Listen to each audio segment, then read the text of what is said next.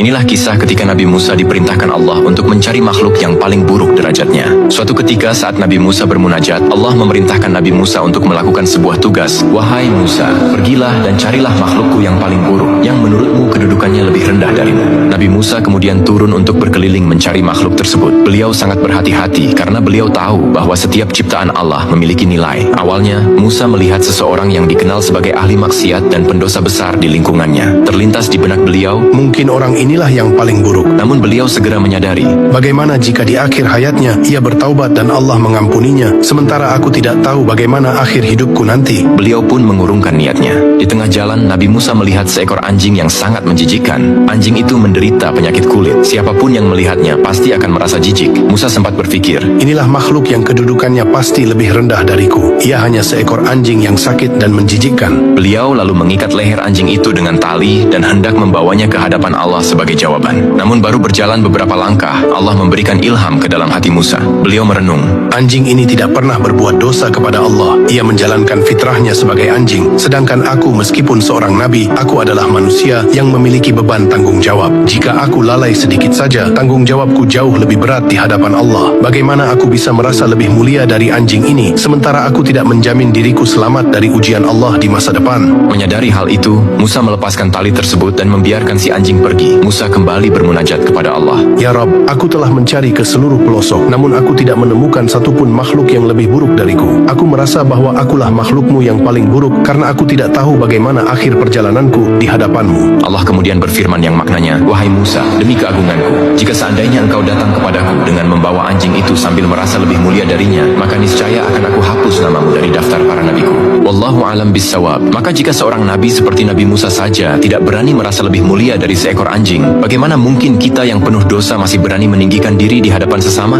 Ketik astagfirullah di komentar, semoga kita dijauhkan dari kesombongan diri.